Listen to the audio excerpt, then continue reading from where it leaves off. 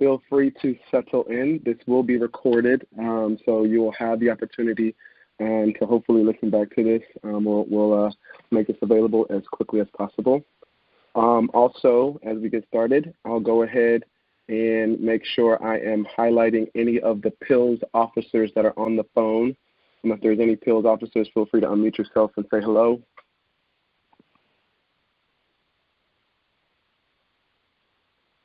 Good evening, everyone. My name is Josh Blackwell. I'm currently the Executive Chairman of PILS. So happy to be on the call.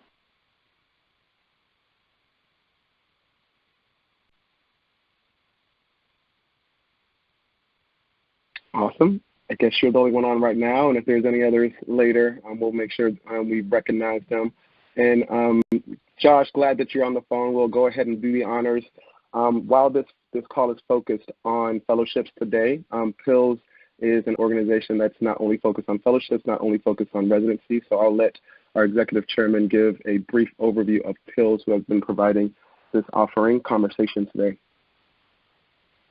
Thanks, George. So once again, my name is Josh. I'm the Executive Chairman and a co-founder of this amazing organization. And we're so happy to help you because what we're doing today is essentially showcasing what our mission and vision is for the organization.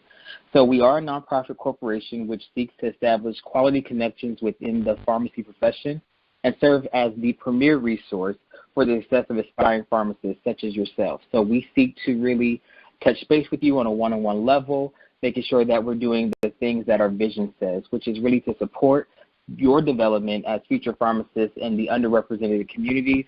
We want to promote the awareness of pharmacy, what it can offer. We do more than just dispensing medication. This call right here today showcases that pharmacists have unique skill sets and also unique opportunities to really connect with not only patients, but also consumers across the globe. And then we want to connect with you guys. We want to connect with other pharmacy enthusiasts just to make sure we are touching all dimensions of the profession because it is a fluid profession, forever changing, just with the whole healthcare reform and all those policies that come throughout the government or just throughout our profession. We want to stay ahead of the game. And, of course, cultivating a network of leaders, which is essentially, once again, connecting what we're doing today. So these leaders that you're going to be hearing on the call, they have already been in your shoes, and they want to give back to you guys so you guys can not make maybe some of the same mistakes they've made or be just that much better when it comes to obtaining a fellowship. And so really it doesn't just stop here. It doesn't just start here, but it continues from here. So we are so excited to have you within our organization as well as be a part of our webinar. This is our mission and vision. We hope to connect with you even after this call, but we are so excited to hear what our guest speakers have to say today so that way we can prepare you for the fellowship offers to come. And George, you can take the floor.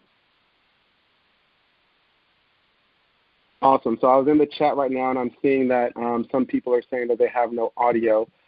Josh, if you can type in and let people know, I saw someone just put it in there now, to use the dial-in number. And Josh, if you can provide that dial-in number specifically, we'll be able, well, someone just did it, we'll be able to get them squared away. But they didn't miss much. For those that were able to hear, you heard the vision of PILS, and I do, with the time we have now, want to get directly into it, and I know we'll be able to catch those others up to where we're at today. So here's a preview of what the conversation will be like. As I've put in some of the posts that you've seen, this is not going to be a didactic thing where we have a lot of slides and throw things at you. We want to, one, share the diverse perspectives of this panel. As you can see, we have both past and current fellows, and we have fellows that are from different top pharmaceutical companies and also from different commercial or medical backgrounds. Lastly, we will set aside specific time just to get your questions. Right now, we will be focusing our questions from either our social channels, Twitter or Instagram, so you can directly message us, or you can put it on any of our platforms, which Josh is honing in on right now, with the hashtag PILSConversation. If you directly contact us as well through Twitter or Instagram, we definitely will be able to see that. The guys there is for you to get you guys to follow us, obviously, but also so that we're having one place that we're capturing questions for the past or for future, and we can go back and reach back out to you. Secondarily, we'll be using this webinar chat, which I'm seeing people using right now. So please feel free to put some of your questions there, and we'll release the last 5 to 10 minutes of the call to have a free-for-all of phone questions, and we'll give you the directive to do so.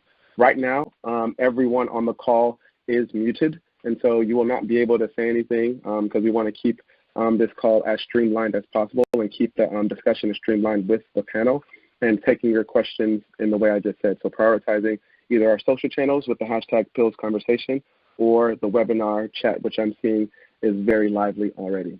So without further ado, I want to introduce our panel that you're seeing here today. And please just give a 30-second and try to keep it to 30 to 45 seconds as we go down the line. So Dr. Ijoma, could you get us started? And then Dr. Bazarat, Jason, and Jate, and Shamaka after that. You see your names in that order. Sure. Can everybody hear me?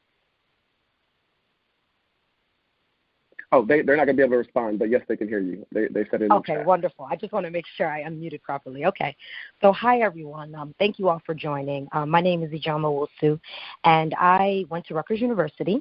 I then completed the FAMU BMS Medical Information Residency Program. So this program was based at Bristol-Myers Squibb, but it was associated with Florida A&M University. After that, worked at BMS for a couple of years in the Medical Affairs Department, and then I moved over to Boehringer Ingelheim as an oncology MSL. So that's a little bit about my background. I think another question is around what fellowship on-sites that did you get? I think I got 4. I had 4 on-sites. So 2 at BMS, 1 with Rutgers, 1 with FAMU, 1 at Daiichi Sankyo, and the other one was at, what company? Is it Merck? I think it was Merck. Yeah, the other one was at Merck. Awesome, and thanks for that context. And I wanted her to go first, one, because as you can see, it says resident, and people sometimes don't think that residents are in fellowship or pharmaceutical companies, and so she'll be able to give a little bit more perspective to that later. But she did give a little context, sharing that her program has been around for some time. Her and a lot of my colleagues have gone through that program, and so I want her to definitely, not only from her program, but the on-sites that she said, be able to give a perspective of what people are looking for. Dr. Adeyemi? Hi, this is Basarat. Can everyone hear me? Yes, we can hear you. Me? Great. Again, my name is Basarat Adeyemi, and I attended Toro College of Pharmacy out in New York. I graduated in 2016, went on to Merck, where I completed a 2-year fellowship in global regulatory affairs. And I completed that earlier this year. And then afterwards, I joined Pfizer out at our New York headquarters, where I currently serve as a global regulatory strategist. In terms of my on-sites, I only had 3, and which was 2 within Rutgers and 1 with the visiting scientist program at Eli Lilly. Thank you. Thank you, Dr. Adeyemi. Dr. Gaines?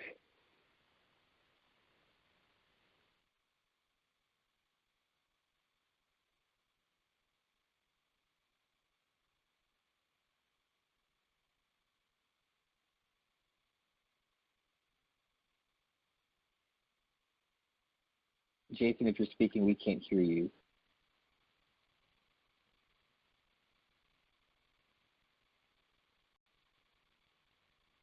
So we'll hold off on Dr. Gaines. Dr. Major, all right, we'll come back. There we go.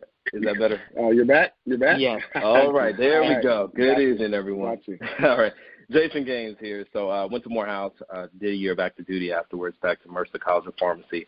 Currently at Lilly within corporate affairs, public policy, and looking to stay on afterwards. Thanks. Awesome. Dr. Major? All right. Good evening, everyone. My name is Jate Major. I am a second-year regulatory affairs fellow with Merck. And so I went to Howard University College of Pharmacy, and I graduated from there in 2017. Looking forward to having, sharing a lot of wisdom and pearls of wisdom that I used to get through the on-site process. I actually was fortunate to have 5 on-site interviews, 3 within Rutgers, and 1 with MCPHS, and then 1 outside of a educational institution and fellowship. So looking forward to sharing any kind of wisdom I can offer.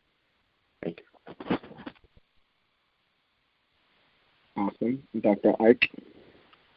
Hi, everyone. This is Chiamaka Ike. I am currently a second-year fellow in Global Health Economics and Outcomes Research, or HEOR, And my fellowship is unique in that the first year I spent at the University of Washington obtaining a master's in health economics and outcomes research. And the second year I am currently at Allergan. And so I graduated pharmacy school in 2017 from University of Houston in Texas. And as far as on-sites go, I actually had 7. And so I can talk a little bit more about navigating those as we go on. But I'm super excited to be with you guys tonight. Awesome.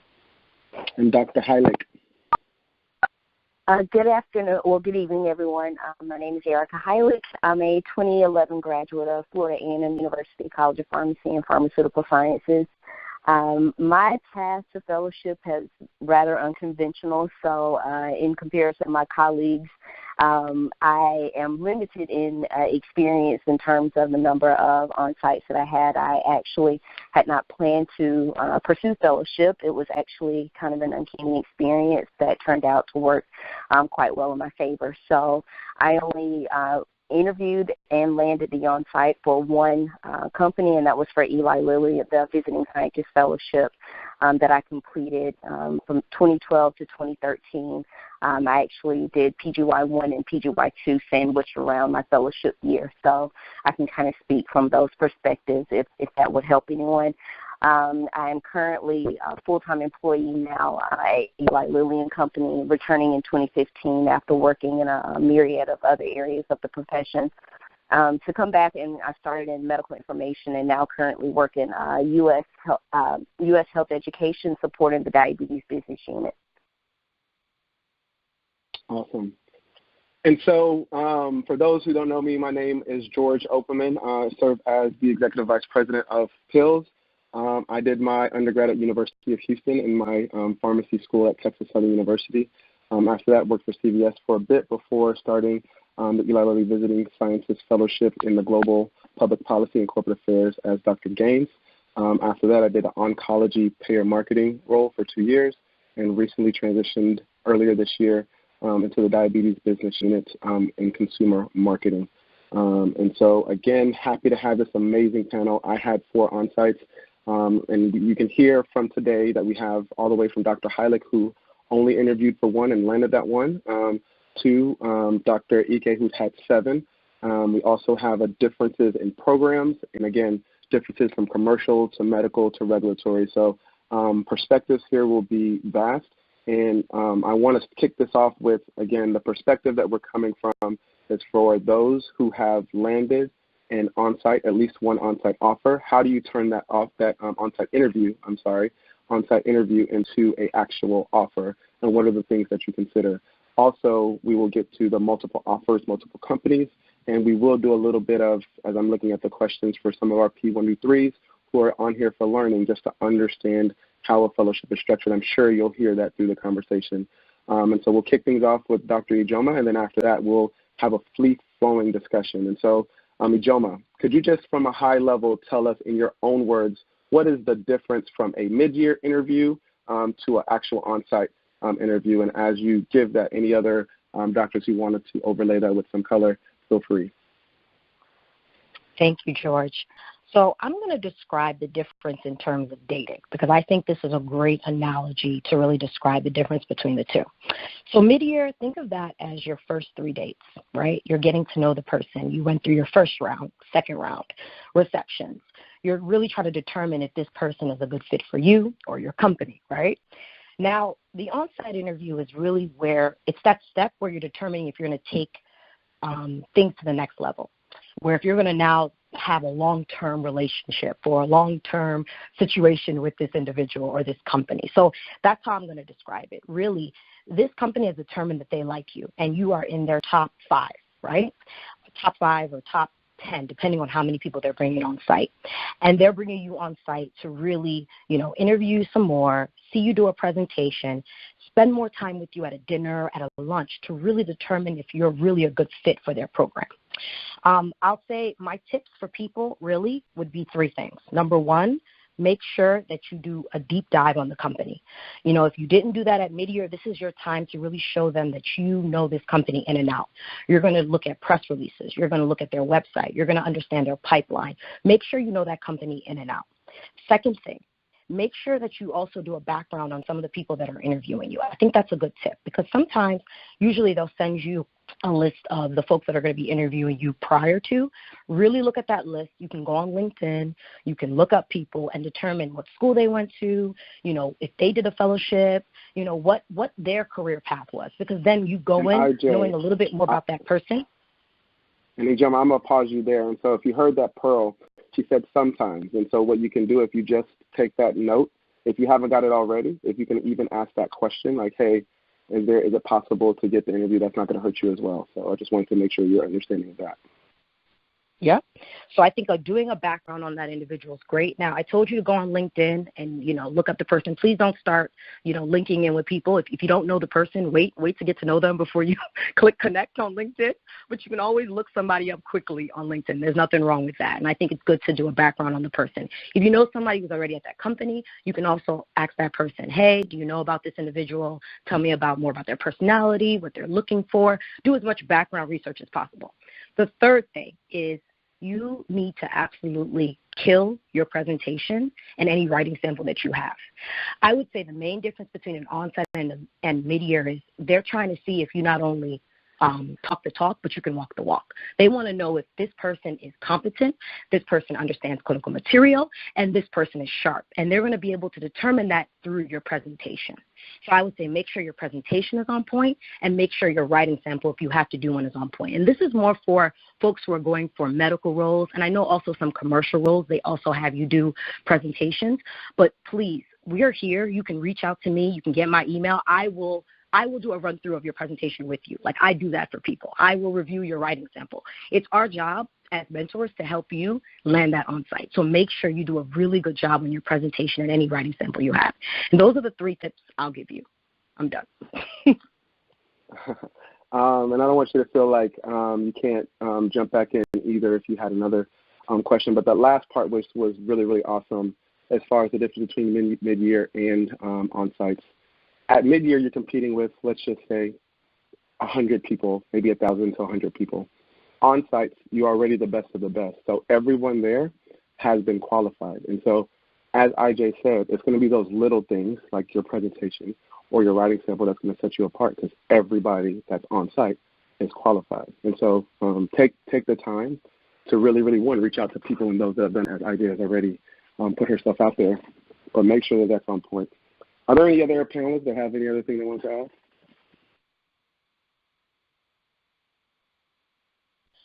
add? Hey, everyone. This is Jate.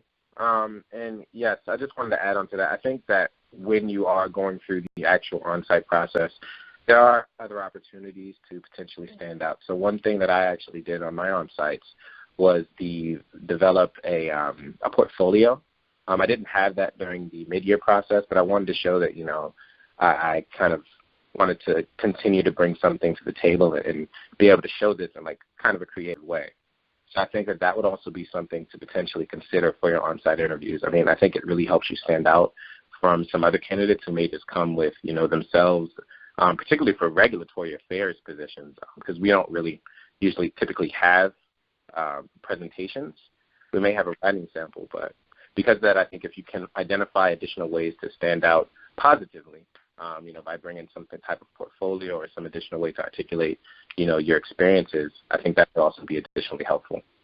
But I think other than that, Ijama hit on a lot of the big things that I think you should understand when going into an on-site interview in terms of the perspective of the individuals interviewing you and the differences between the on-site interview process and the mid-year interview process.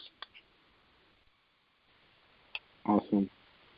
Anyone else have any other builds that they wanted to build on to the overarching difference between mid-year versus on-site? Hi, it's Bassarat. Can everyone hear me?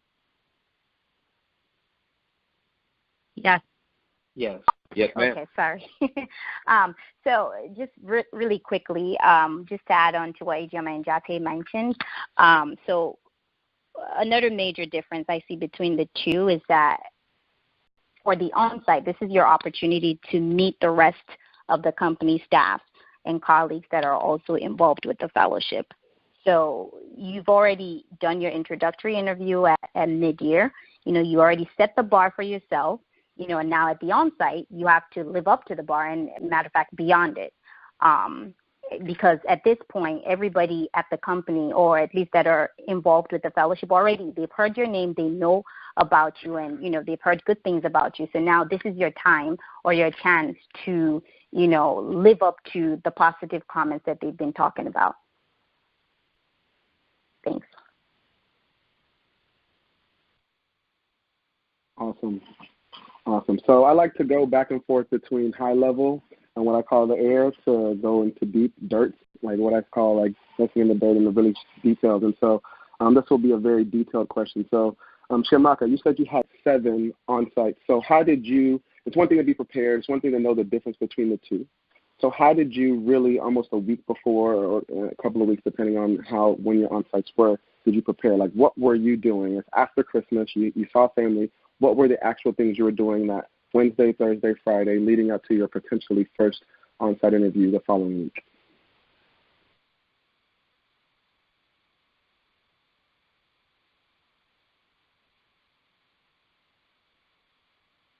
If you're on mute, you're probably on mute, so everything, all the awesomeness that you've shared, we haven't heard you yet. Oh, can you hear me now? Sorry. Yeah.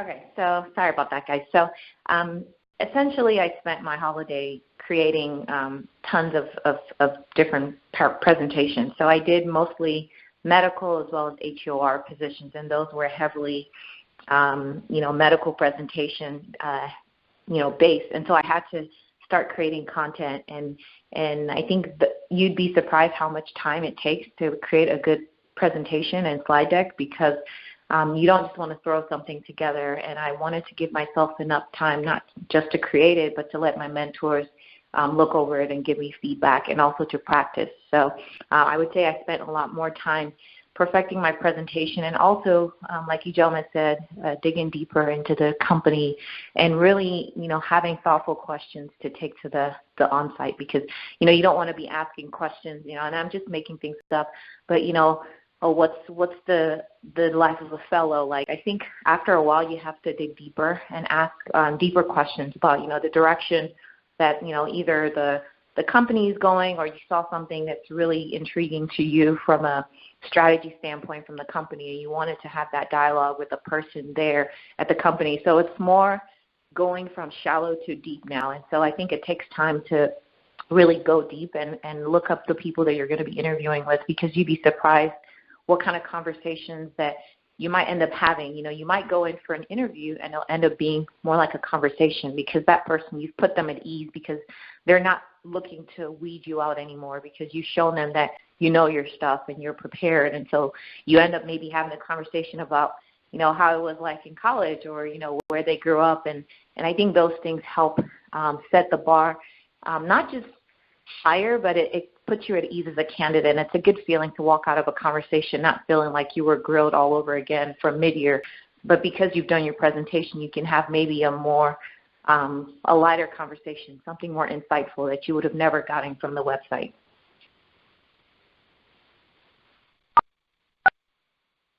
Awesome. And so would you say, because I just saw this question, how do the questions you received on your interviews at mid-year differ to on-site? So if you could give maybe an example or two, and if not you, any of the panelists are open to answer that question. How from maybe make it up company X at mid-year gave you a question, and then how was that same question or a variation of that asked on-site versus mid-year? Okay, so let me just rephrase it to make sure I'm following. So essentially, how did the question you received at mid-year differ from what you received during the on-site? Correct.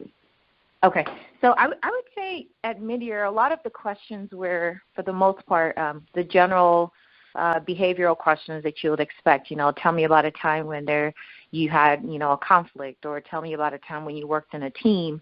And I think during the on-site, a lot of the questions that I got were more related to the role, and not necessarily just you as an individual and how you're, whether you fit or not fit into like a big matrix organization and industry. So I think a lot of them were more targeted toward the role specifically for medical, and a lot of it was with presentation skills and just not necessarily clinical skills per se, but it was more role specific as opposed to general behavioral questions, if that makes any sense. Definitely. Any others wanted to add any color to that? Yeah, George, I'll chime in. I think the biggest thing also, you might be presented with case studies as well.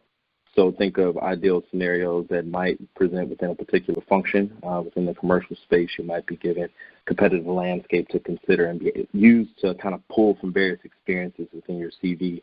The questions are much more targeted as to actually asking you about a particular experience and telling how that related to the position you're applying for. And then some overall general like leadership-based team-oriented questions as well. They're really looking to see, can you have the ability to influence without authority, and then with a gray space as well, white space, whatever you call it, to see if this person can contribute without a ton of directions, but also be of value and trying to gain some value from the opportunity in the company as well. Awesome. So to build on that, I just saw a question from Paul for our commercial role. And paraphrasing the question, for an on-site presentation, what do you physically do to prep for a case presentation outside of researching on the company? So were there things that you did for this role or some of the other roles that you had on-site interviews outside of researching the company? Who did you reach out to? Things of that nature. That's a great question. So definitely start with your immediate circles. There's usually some coach you've interacted with within the commercial space, but also think about the work you've done. Usually if you're applying for a commercial position, you have experiences. So think of the business case that you presented during your rotation or internship experience. Think of the market research that you helped conduct, and then pick out various skill sets and experiences and kind of aggregate them into one big picture. So what I mean by that is take that clinical exposure and tell how that's relevant to the solution, or take a business experience and then try to tie all of those pieces together. The best way to do that is to look through all of your experiences and then jot out hypothetical scenarios and then interact with folks that are currently in those positions to kind of get samples of what those case studies might be. Awesome. And from the clinical side, if there are any, if you want to call it writing samples or case presentations that you guys may have had, what were actual detailed things that you did to help prepare for those? Hey, George, this is Erica. Go ahead. Go ahead. No, go ahead, Erica. So I did not have to do a writing sample for fellowship interview, but I actually had to do, when I was hired on full-time, I had to do a writing sample. So what I would say is rely quite heavily on the skill sets that you've used in your P4 year as you've gone through your clinical rotations, because what you're going to find is those skills that you develop to write SOAP notes and things of that nature are going to come heavy into play at this moment. And that's when you need to start looking at things, thinking about things from a high level, and then figuring out how can you get them condensed down in a rapid fashion so that people can get bite-sized amounts of information but get the most out of that bite-sized information. You want your thoughts to be very, very structured. They need to flow well. It needs to build in terms of increasing importance as you go through the piece. You want to make sure that you keep out as much fluff as possible, stick to the facts. So it's very much a clinical skill that you are using, even though it's in an industry role. Also, there is just as much importance around grammatical errors and paying attention to detail as it is being able to see the facts about the company, the position, the product they're asking you to research. All of those things are equally important across the board. So don't get caught up in the fact that even though this may be a pharmaceutical industry position, that some of those things that you feel or may have heard are not as important, they will be just as important as other skill sets when you are developing that writing piece. But what I will say is sometimes you'll have to do a piece right there on the spot, and sometimes you will actually be given a couple of days, and then you'll have to turn it around and be able to provide all of your supporting references, how you actually did the research, how you actually did the lit search, why you chose that piece. So please make sure that as you're doing these writing samples or preparing for the writing samples, that you're thinking through all of the details of why you're building it this way, why you're structuring it in terms of using the resources or the databases that you're using, and for what reason, as you prepare all of it to present, because you will get questions not only about the piece, but how and why you developed the piece that way. The other thing that I was going to say, and this kind of builds back on the high level essence of the experience, is I know it's a very strenuous time working through the fellowship process and the interview process, but on the flip side of the coin, I think it's most important, and this is what I see a lot of students lacking. I think it's very important to remember to allow your personality to show. Because once you land the Onsite, there's something that you said, did, exhibited, exuded, something in some fashion at mid-year that intrigued them enough to bring you on site. And so there's a very fine line that you have to walk in order to show your confidence without being aggressive. You also need to make sure that you show them that you are a real person, because that's what they're seeking. They want to know, are you a good fit for our team, for our company, for our values?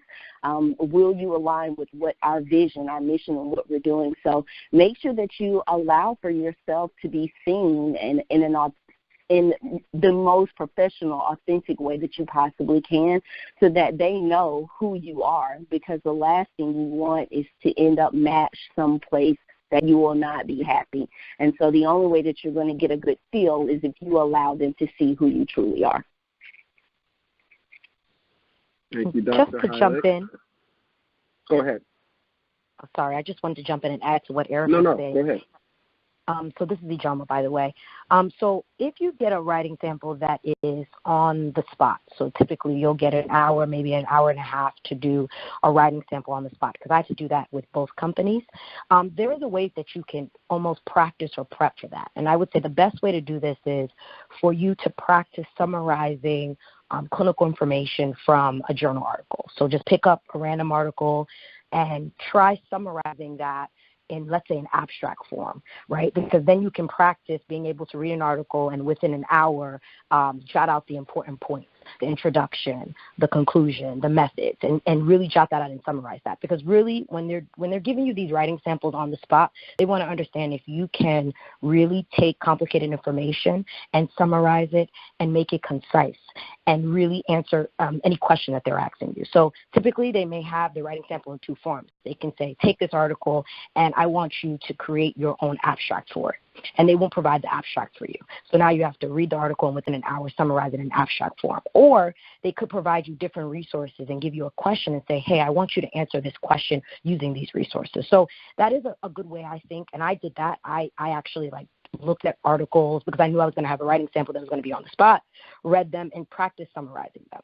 Now, on the other hand, in terms of presentations and how you prep, I would say if you have an Onsite and you have your presentations, you should already know what you're doing. You should already be working through it. If you're not, I would tell you you're not going to have a New Year's, and you better just prep and get prepared for these presentations that are coming. The best way to prepare is really just get a mentor, someone that you trust, and make sure that you review that presentation with them in advance and have them ask you questions. I would say it's best to get a mentor who's already in that therapeutic area that you're doing the presentation in, right? Because if it's like oncology, go to someone who already has oncology experience, because they can think through really good questions that you might get during your presentation. Note, some of these presentations may be some of the hardest ones you've ever had. I know for me, the presentations that I had to do were some of the hardest that I've ever done. None of my presentations during pharmacy school were that tough. So I think that it's very important for you to really prep and get a mentor to help you through this process. That's my advice in terms of presentations and writing samples. So if you haven't heard it already, I think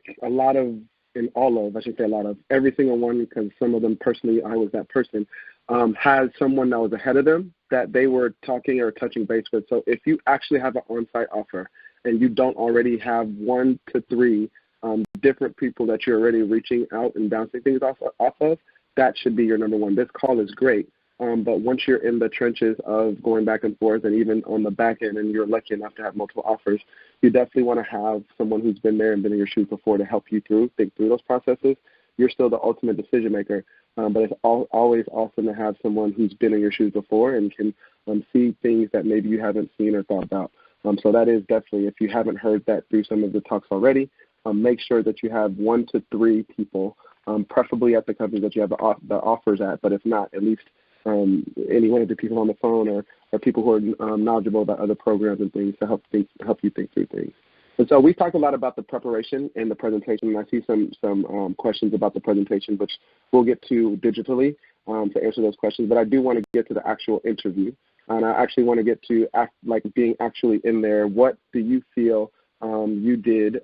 Jason, I'll speak on Jason and Jate first. What do you feel, or how do you feel that you landed the offer from the actual interview portion? So I know presentation-wise, you showed up, you had your suit on, you were dressed the part. But actually, how were you, or how did you feel that over the 3 or 4 candidates that were for your position, what do you feel that you did actually in the interview process and maybe the back end to help you land the offer? We'll start with Jason. Yeah, so it began with the preparation. So coming in, having a solid understanding of your space, as it's kind of been alluded to all night, you have to make sure that you have a mastery of the space you're going into and why that's the role you want.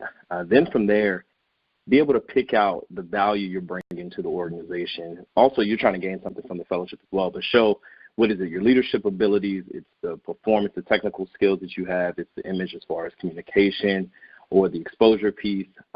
Take all of that and kind of synthesize it into what's your value proposition for the organization. And then on the more personable side, make sure that you spend the time really getting in and hone in on getting to know your hiring managers and your coach that are assigned to you. I had very in-depth conversations to the point where it almost felt like a natural fit during my interviews.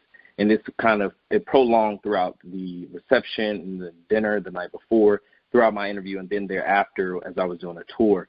And then most importantly, the follow-up component. I had a few great tangible things to speak about that I could pull from not only the presentation but the interviews, because you have to realize these hour-long sessions, they can seem daunting if you have nothing to speak about. So this is the time you're asking very challenging, thought-provoking questions about how they're developing you, what are some of the leadership tools, what's the preparation process for gaining exposure throughout the company and making sure your work is put on a platform to elevate you. So when you come to the table with these very transparent and well-thought-out questions and observations, in addition to the preparation you did to just get ready for your interview in general, it really makes you stand out as an individual. And so I'm going to dig a little deeper. So, Jason, if you could say maybe what you feel that your value to the company is so that people can maybe mirror that and whatever their experiences are, what would you say if you were in an interview right now and someone was like, hey, Jason, I mean, what makes you you? What is your, if you want to call it a gift or whatever, what would you speak and how would you speak for that based off some of the things you've been able to do? Excellent. So, yeah, I pull from 3 primary buckets. So I like to call it the pie, essentially. So from the performance piece, we have the internship exposure, really understand the policy space from government affairs, from organizational work. Lastly, the image, the written and verbal communication piece that is really a necessity for the role I was looking at. You have to be able to draft up position statements and white papers and things of that nature. More importantly, you have to be able to convey that to a wide audience, which I've received from experiences with organizations and through other companies.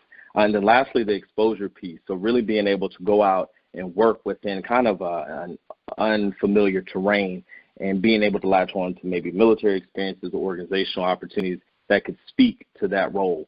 In fact, one of the questions was, in this particular function, we look for people that have the autonomy to drive projects and to lead. And so that's when I was able to pull from, military experiences, organizational stuff, teamwork through internship exposure and experiences within companies. And you take, like I said before, take all of that, synthesize it into your main kind of value proposition.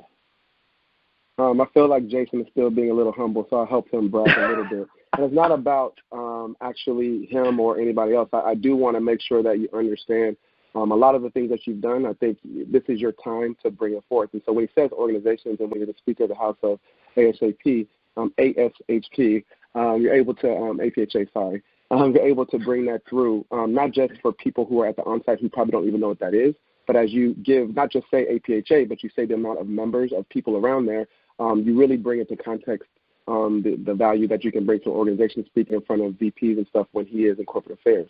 Or when he talks about his internship opportunities, and I'm sure people on the call have that as well, if you can speak to not just being at the FDA, because we know that people get at the FDA a lot now, being specific to the section you were in the FDA, but then also the specific project and how you might have saw an issue and what you did to bring that value, and how you can do that same exact thing if you're given the opportunity to be in the seats of a fellow for the following year. And then that last piece, which I know Erica touched on, is the unique value of everybody is that you are you. And so what are the unique things that just from a personal standpoint that you bring to the table that you'll be able to bring to that role? You have to understand, again, that this is an on-site where a lot of the people that you were at mid-year did not meet you. So you're actually going to be putting on a different or a new show to these people to show why you were brought on site. And so you're going to have 3 or 4 other people that are just as amazing, but uniquely you have something. I don't know what that is, but you know what that is, that you'll be able to put into that personal standpoint and putting all 3 of those points together to make an amazing actual interview. And that's going away from the presentation. And as Jason alluded to, it was also the follow-up to the dinners or the times when there's like downtime, when you're just walking from one interview to the next. It's still an opportunity to showcase 1 to 3 of those things. And so take advantage of every single opportunity, the dinner, the time when you get off the taxi to the, like people are watching how you tip or not tip the taxi person, how you treat the person at the front, like all those little things matter. And if you do that consistently throughout the whole entire process, that is definitely something important. And so Jate, is there anything that you'd want to build on with that same frame of mind? More of, and again, this is not something I want to be high level. I want to actually be tactical as to some of the things that maybe you use from your background, the personal standpoint, or even just your experiences, because I want these people to be equipped with what they need to do to make sure that they land an offer as well. Okay, definitely. Yeah, and honestly, I think Jason and George really did a great job of, kind of explaining a lot of the key things that you need to come into an on-site interview with. But particularly what I did in preparing for my on-site interviews is I looked at job postings for the actual role I was going to be applying for, and for some of the people that I would be working under, as indicated from the schedule of interviewers that I was going to have for that day. And so I looked at these different job postings, and then I also kind of looked at my CV. And I wanted to really create and kind of be able to articulate and clearly exactly how each one of my experiences that was on my CV was related to one of the goals or obligations for those roles. Because I really wanted to be able to say that, these are the skills that I've developed. This is how, these are the experiences I've had, and these are the skills that I've developed from those experiences, and this is exactly how they translate into the role that I'm going to be expected to do. And I think being able to have that information, clearly ready was able. So, I was president of SNAP, and I knew that being a leader was exceptionally necessary in a regulatory affairs role. You really have to be able to look forward and see what types of challenges a team may come into, and how we can mitigate those, challenges earlier down the line, how we can, decrease risk. So, I had to speak about some of the experiences that I had as president of SNAPA, and I was very clear in talking about, a lot of the issues that I ran into, things that I did not expect to happen, and basically how I, either worked through them or how I planned to mitigate those challenges. And it really spoke to me being able to apply those skills in situations that I've been in prior. So I think being able to do that and, translate some of the experiences you've had and some of the skills that you've developed through those experiences was very key for me. And on top of that, I think I was really genuine during my interviews. I wasn't one of the individuals who had, a lot of internships or industry experiences. A lot of my experiences that I think made me valuable were, leadership experiences, community service leadership. I was in Rokai. I had a few publications and a few posters. So I was able to speak to those things and really be able to hone in on how they related to the role. So I think that's really what allowed me to add value to them, but being genuine about the fact that I didn't know everything, but that I was more than willing to learn, that I was excited for the role I was going for. I think that's really what helped me stand out and be successful at the end of the day. Awesome. So I love the fact that you brought in the tactical advice of actually going through job descriptions, which you can literally go on any company's website and look at that. I still even do that today for my current role, and making sure that whatever I'm laddering up to in my day-to-day is laddering up to the job descriptions and vice versa. And so that's great tactical advice. And I also love the fact that you said of being genuine, that you didn't know everything and you were upfront about that. Sometimes we forget, as competitive as it is, the fellowship is also to help learn. And so showing that you're able to learn and hey, you're humble to say you're not knowing everything, you can ask for help. Having experiences or opportunities in your CV or extracurricular experiences where that's been there and you've shown that, that's also something that's advantageous. And the last thing, I know people say all the time, hey, I was the president of this or president of that. It's more about not just being the president, but being able to lead people, lead leaders, have a vision, have people go behind your movement. That's going to be happening all the time. And whether you have the title of president or not, how are you able to showcase that you have led people for a consistent period of time? And people management with the issues and stuff that comes from the president is not just saying the title, but what does that entitle entail? The more you're able to crystallize that in an interview, even for those people, the better that you, or the better you stand out. And somebody that might have done much more than you might not be able to articulate what that is, the essence of that. And if you're able to do that with whatever experiences and roles you've had, that can definitely take you a long way.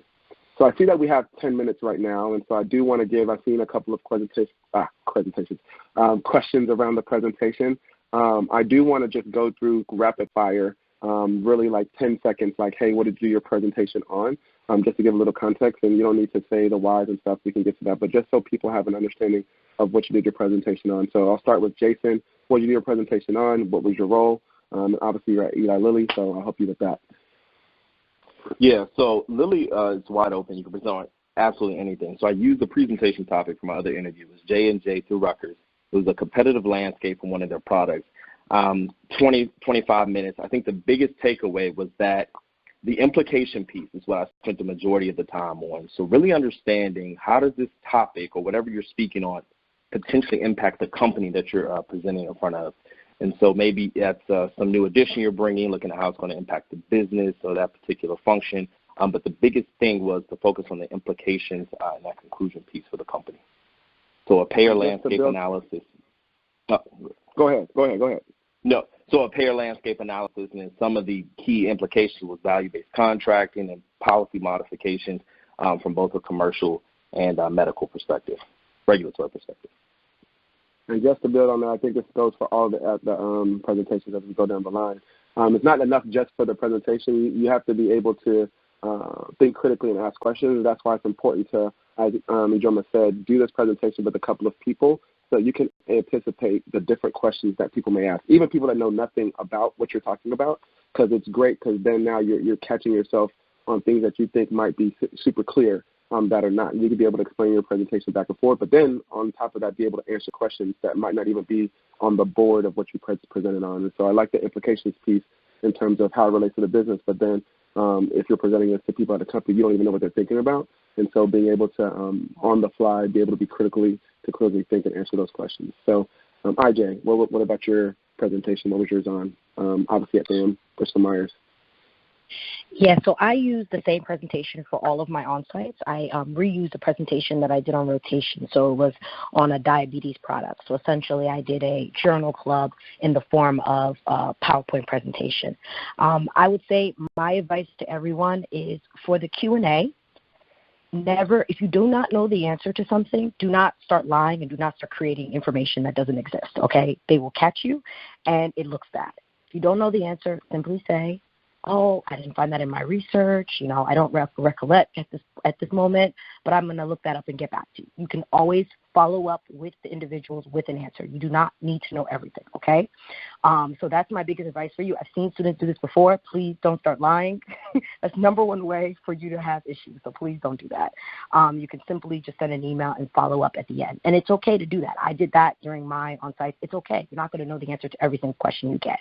But I think, and I don't know who spoke earlier, but whoever gave that advice about making sure that you relate your presentation to what's going on in the company is the best way to do that. So for me, the diabetes product I did was a direct competitor with with the company's product. And that was a great way for me to kind of bring it back to, okay, why is this important to you, right? And obviously because it was a competitor, I was able to talk about that. So I think that is really, really good. Always make it relatable to your audience because it shows that you sat down and you thought through what would be a good presentation for this audience to listen to.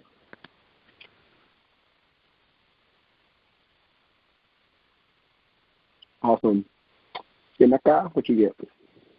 Yeah, sure. So I think everyone's offered some really great tips. I think for me, I presented on a paper that I had published in a journal before, I guess, mid-year, and I was able to articulate that research article. And actually the one good thing that came out of it was I was able to use that presentation in multiple on-sites.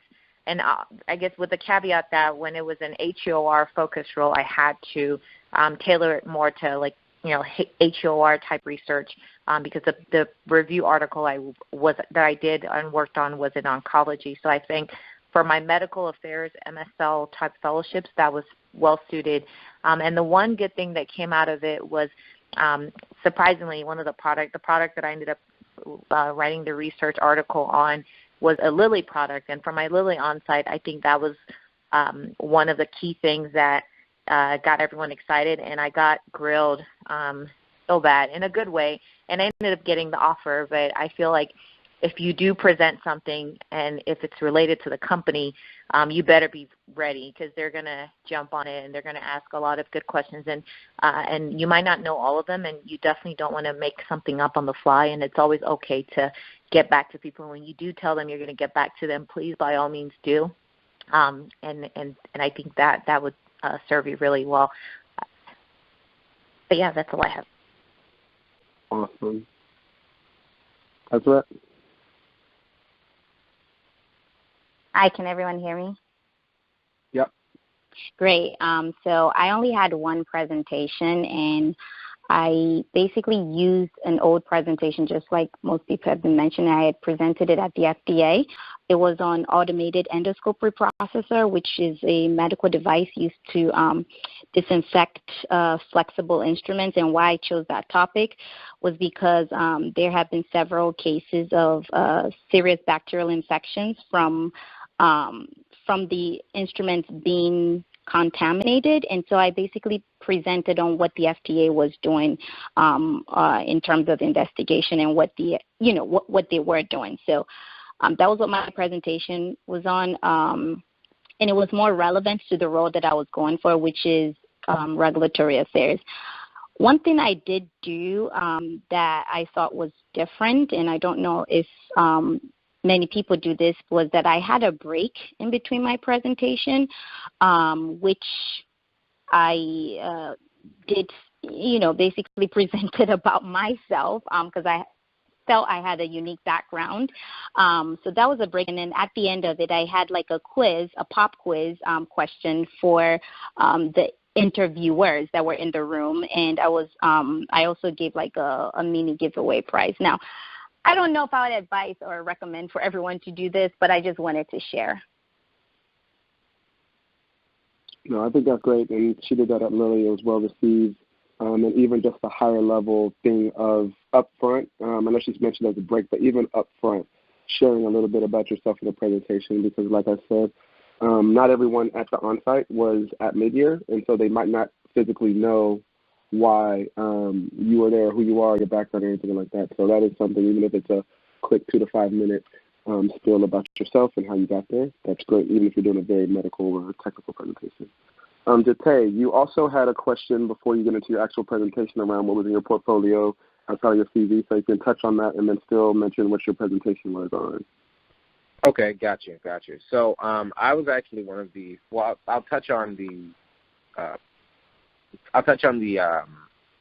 presentation question first.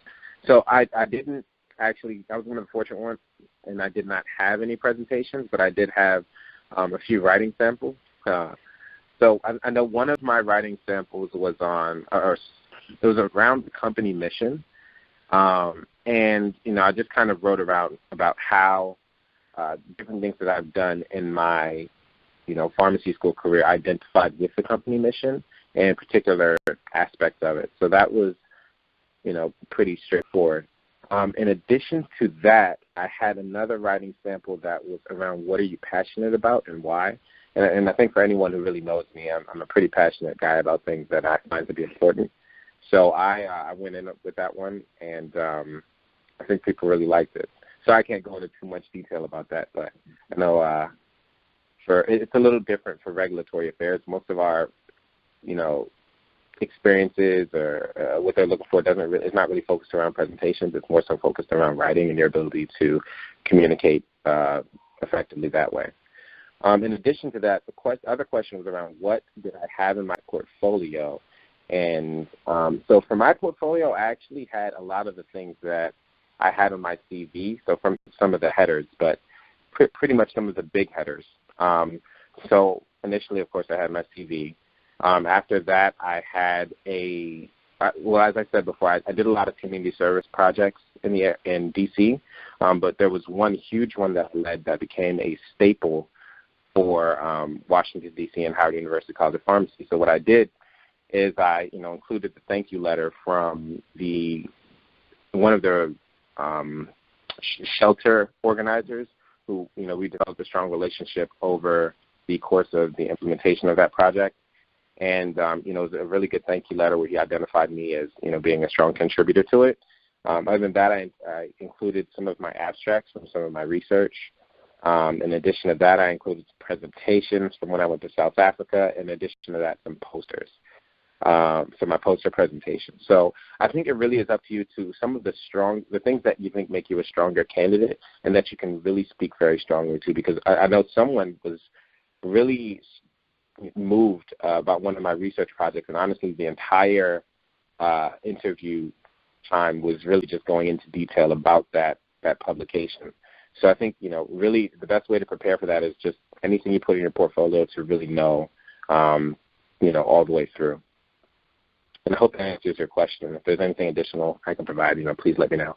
I know we're at about 8 o'clock. So I wanted to make sure I talk. Yeah, so we're officially at time, but I've contacted our presenters that have graciously agreed to stay for at least officially 5 more minutes. And so I think this is very important. Everything that we've given you has, 1, been able to help you prepare, 2, to help you perform. But I also want to, on the back end, if you do all of that successfully and you've had multiple offers or just one offer, I definitely want you to have some of the considerations to think through outside of just the fellowship itself. And so I am going to go down the line again. Dr. Hilux unfortunately had to drop off, but we have everyone else still on the line. On what were some of the things that you thought about when considering the offers that you had. This is based off of both your knowledge and or knowledge that you've had from mentors or mentees, I'll just say mentors ahead of you. I know I didn't make my decision by myself. I had a couple of people ahead of me help me think through some things, and I'll share a little bit of that. But I do want to let the presenters share outside of just the fellowship itself, and you can talk to the fellowship, but what were some of the things that you were at least considering once making a decision on where you finally landed? And so I'll start with Bazaret. Sure. So in addition to speaking to mentors, I had multiple offers, and I ended up selecting Merck. A few factors that I considered were obviously the company. It's a great company. I considered the company pipeline. It has a robust pipeline. The type of work that I'd be doing, which I was fortunate to obtain this information during the interviews. And then I also considered the preceptor's role. Believe it or not, this is very important. I was fortunate that my preceptor is an executive director, and I felt that was going to impact my experience in the sense that if I wanted to complete a rotation that's perhaps out of the norm, it's always good to have that person that would advocate for you. And sometimes I feel, or most times I feel, the role actually impacts their visibility and them being able to speak up on your behalf. Also, I considered what my preceptor was working on, which I knew that I'd also be able to work on. And it was a highly visible program. It's still visible. It's Keytruda within the oncology space. So for those of you who are within oncology would be familiar with this. And so these are the things that I considered. The fact that the program was also with Rutgers, which is the oldest and the largest, and I felt that would also impact my network eventually, considering that we partner with 19 different companies. So those were the factors that I looked at in selecting Merck with Rutgers.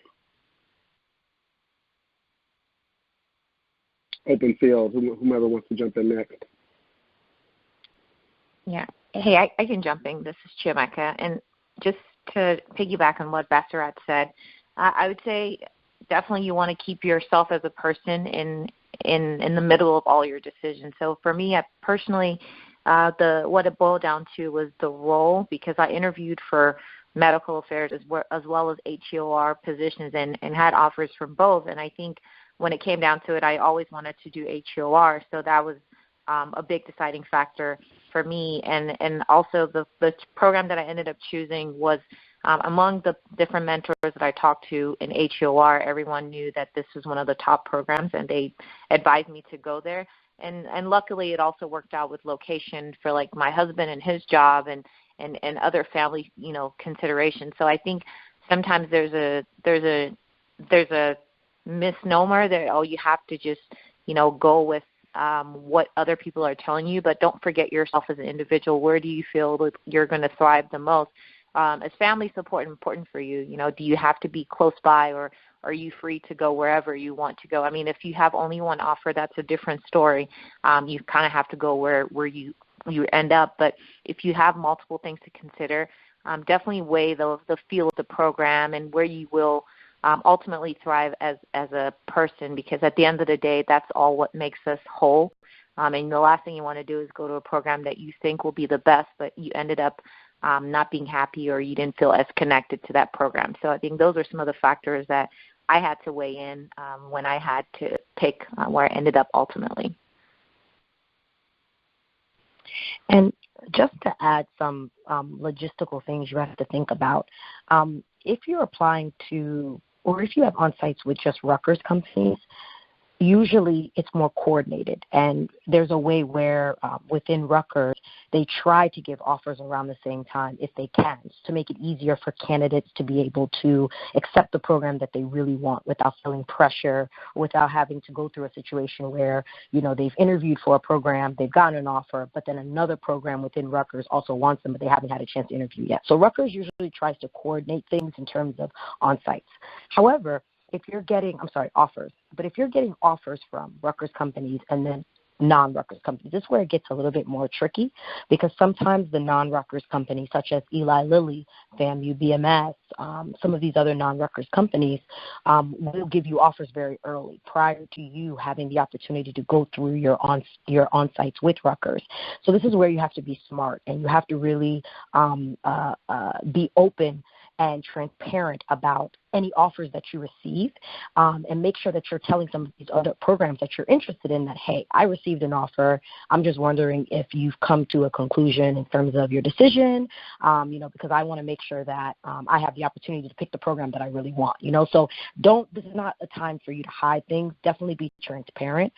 Talk to your mentors, because your mentors can help you navigate through some of these sticky situations.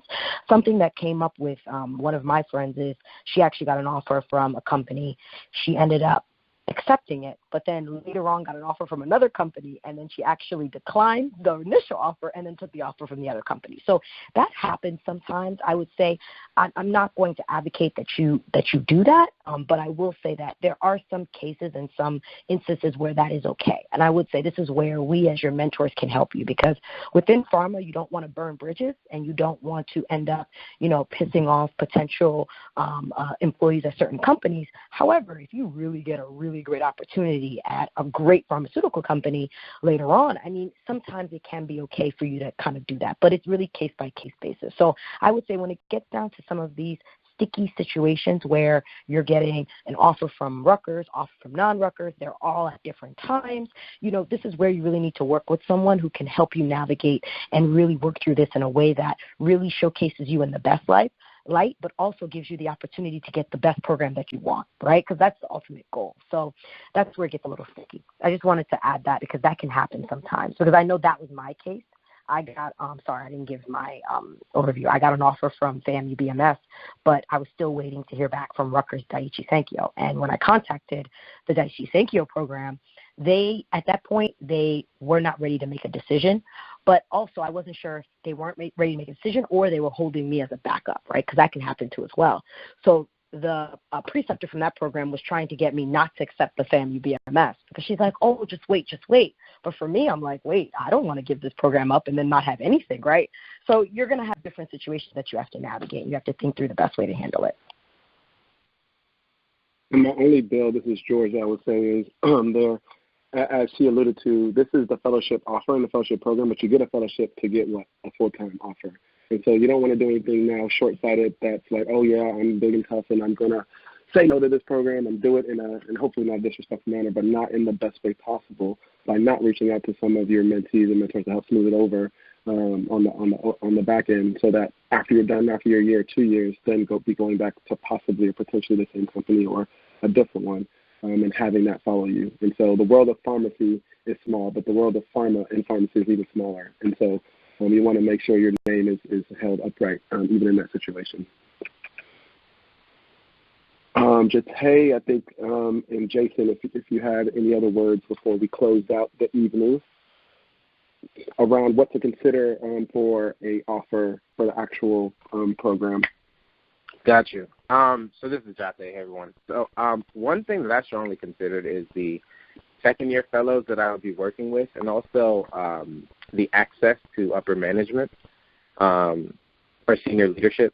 You know, I think in most fellowship programs, or at least for me, I knew that I would probably feel more comfortable reaching out to the second-year fellows to ask some of those, you know, smaller questions as opposed to, like, my preceptors and anyone else that was, you know, probably with the company for a longer period of time. So, I mean, I thought that would be a great idea to make sure that I had, a good relationship with those people, but that, you know, additionally, I thought highly of them. In addition to that, I think Merck was one of the only companies that I saw through all of my reception invites that actually had some of their senior management come to that reception and, you know, give a presentation and you know, even meet some of the candidates.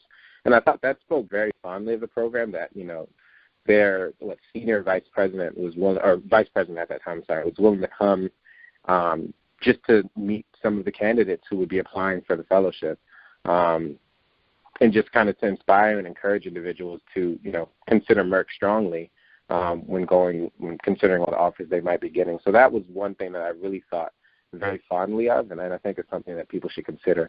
And the reason for that is because when there's senior management can do some things around the structure of the fellowship program to make opportunities for the fellows if there are some things going wrong. And when you have that kind of support and access, you can communicate some of those issues that you may be having if they come up. And also if there's, you know, offers or opportunities following your fellowship, they hopefully may be able to create some avenues for you if, you know, if that's something if you have a relationship with them. So I think those are two of the things that I really strongly considered when I was thinking about which fellowship program I was going to pursue, in addition to everything everyone else has said. Yeah, I have a couple things here. Seems like everyone's touched most things. In addition to that, I would say location was big, looking at the cost of living, but then also the actual work I'd be conducting. So being a master in a space, spending an entire year within the area, because it takes you about 2 to 3 months just to get acquainted with the landscape that you're in. And then also, how big is professional development and exposure within the company? So Jate had alluded to this with senior management, but then professional development. Are you going to be supportive of leadership efforts and really getting us to conference and having that attendance to build yourself as far as business or clinical acumen goes within your career? And then lastly, retention. Where do fellows go after this program is over, especially with the 1 year versus 2 year option, turnaround time? We're already actually applying for roles here in the next couple of months. So those are some of the considerations I had as well. Awesome.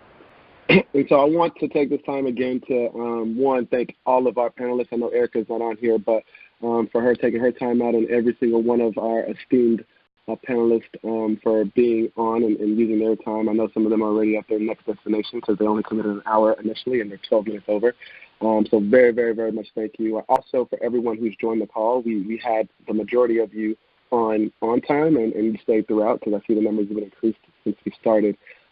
Everyone's name is on the flyer. As IJ said earlier, LinkedIn is a great resource, so feel free to reach out on there if you don't get the emails ahead of time. We will, and we have recorded this presentation, and I'll leave it to Josh, Dr. Backwell, to share how we will do that in future communications. If you're not following us already, follow us on our Instagram and our Twitter. We have taken notes of the questions. We will be answering them on there and giving snippets, and so you'll be able to do so with that. And once again, PILS is not just about having these conversations. We're really, really trying to help you get that on-site to offer, but even after that, how do you get that full-time role? And then for our residents who are not on the call, we will be having this conversation also for the match day. And so PILS is an organization that's looking to help you through every effort of pharmacy. And again, thank you all for being on the call, and we look forward to hearing more about your future endeavors. Thank you.